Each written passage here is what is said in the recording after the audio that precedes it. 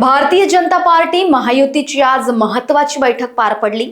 या बैठकीला शिवसेनेकडून मंत्री उदय सामंत, संजय राठोड आणि आशिष जयस्वाल उपस्थित होते। तसेच अकोला, अमरावती आणि नागपूर आणि चंद्रपूर या जिल्ह्यांमध्ये समन्वयाची जबाबदारी असलेले शिवसेनेचे सर्व प्रमुख नेते या बैठकीत सहभागी झाले होते।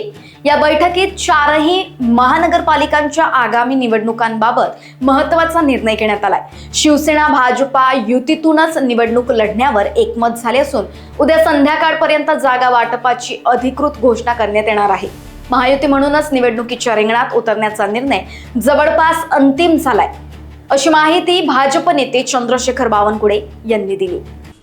आज भारतीय जनता पार्टी महायुतीची बैठक झाली। शिवसेनेकडनं उदय सामंत, संजय राठोडजी, आशिष जयस्वालजी तीनही मंत्री त्या ठिकाणी होते। सोबतच अकोला, अमरावती, नागपूर आणि चंद्रपूर या जिल्ह्यातील ज्या शिवसेनेच्या नेत्यांना समन्वयाची जबाबदारी दिली ते सर्व या बैठकीला होते। आणि या बैठकीमध्ये चारही महानगरपालिकेमध्ये भारतीय जनता पार्टी शिवसेना महायुतीचा निर्णय झाला आहे, जवळपास अंतिम होत आला आहे। उद्या संध्याकाळपर्यंत जागा वाटप पूर्ण होईल आणि भारतीय जनता पार्टी शिवसेना महायुती या ठिकाणी होईल। सोबतच अकोल्यामध्ये राष्ट्रवादी सोबत येण्याचे संकेत आहे आणि अमरावतीमध्ये युवा स्वाभिमान रवी राणाजी यांचा पक्ष आमच्या सोबत येण्याचा प्रयत्न आहे आणि चंद्रपूरमध्येही राष्ट्रवादी काँग्रेस सोबत येऊ शकतं अशी स्थिती आहे। तर मला असं वाटतं की चारही ठिकाणी महायुती जवळपास निर्णय होईल। नागपूरमध्ये मात्र भाजप सेना महायुतीचाच विचार झाला आहे, अजून राष्ट्रवादीची कुठली चर्चा सध्या सुरू झाली नाही।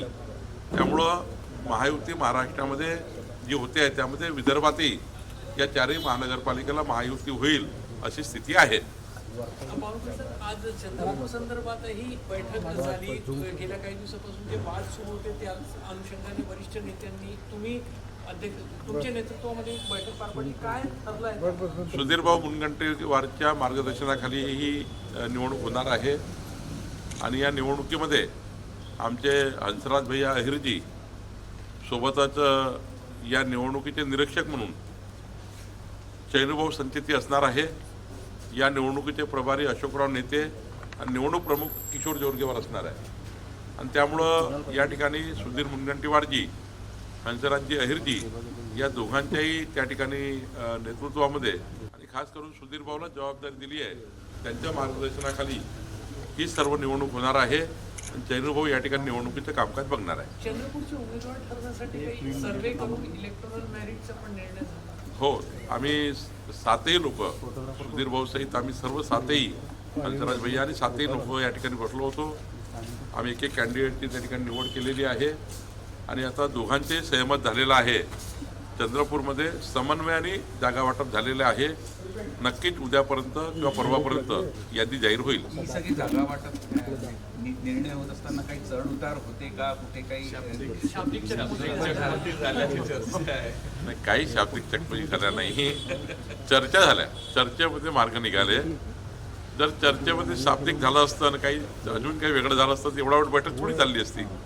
3 तास 3.5 तास चंद्रपूरची बैठक झाली, त्यामध्ये काही खमंग चर्चा झाल्या, पण काही अशा वाकड्या तिकड्या चर्चा झाल्या नाही। मला असं वाटतं याच्यातून मार्ग निघाला। याबद्दल आपल्या चेहऱ्याचे भाव आणि घेतलेला पॉज बरंच काही सांगून नाही, काही शाब्दिक नाही, खमंग चर्चा झाली ज्यामध्ये सर्वांनी एकमेकाने आपलं मत मांडलं। तो अधिकार सर्वांचा आहे मत मांडण्याचा, त्यातून मात्र मार्ग निघाला आहे। हा सगळा वाद थांबवण्यात तुम्हाला यश मिळालं नाही, काही यश असं नाही आहे। सुधीरभाऊ मुनगंटीवारच्या मार्गदर्शनाखाली निवडणूक होणार। त्यांनी त्यांचं नेतृत्व मान्य केलं की बाबा मी या ठिकाणी चांगल्या पद्धतीने निवडणूक जिंकण्याचा प्रयत्न करेल। आमचे तिथले हंसराज भैयांनी या ठिकाणी आतापर्यंत मोठ्या प्रमाणावर त्या ठिकाणी निवडणूक हातात घेण्याचा प्रयत्न केला। माननीय अशोकराव नेते, चैनुभाऊ संचेती, आमचे किशोर जोरगेवार, तिथले राहुल पावडे, तिथले अध्यक्ष आमचे कासन गुट्टावार हे सर्व होते आणि मला वाटतं की चंद्रपूरमध्ये आता चांगला विजय होईल। 27 तारखेला सकाळपर्यंत याद्या येतील. सुधीर भाऊच्या मागे केंद्रीय भाजपा, महाराष्ट्र भाजपा, मुख्यमंत्री देवेंद्र फडणवीसजी, नितीन गडकरीजी, आम्ही सारे लोक खंबीरपणे पाठीशी उभे आहेत आणि ते स्वतः नेते आहेत.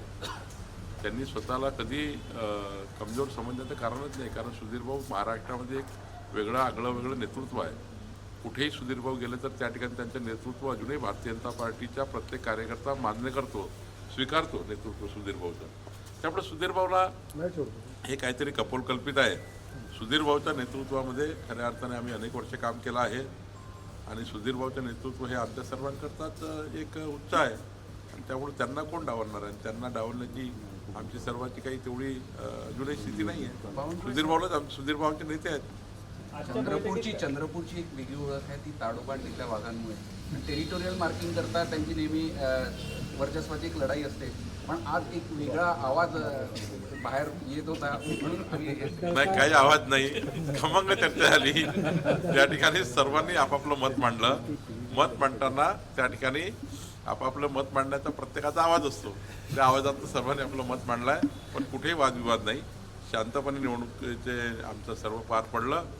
कॅन्डिडेटही एकमताने येईल आणि एकमताने बऱ्याच गोष्टी झाल्या आहेत. मला वाटतं की या निवडणुकीचे निकाल याच बैठकीतून झालेले आहेत. निकाल हे चांगल्या पद्धतीने येतील.